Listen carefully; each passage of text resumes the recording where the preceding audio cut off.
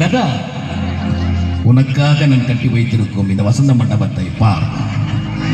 இது இறந்து போன ராணிக்காக கட்டப்பட்ட தாஜ்மஹல் அல்ல, உயிரோடு இருக்கும் என் காதலிக்காக கட்டப்பட்ட வசந்த மாளிகை. இது சமாதி அல்ல, சந்நிதி.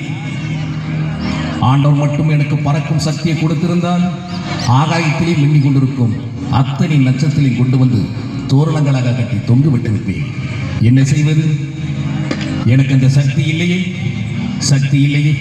லதா, விஸ்கி தானே குடிக்க கூடாதுன்னு சொன்னேன், விஷத்தை குடிக்க கூடாதுன்னு சொல்லலே. ஆண்டவனே, யாருக்காக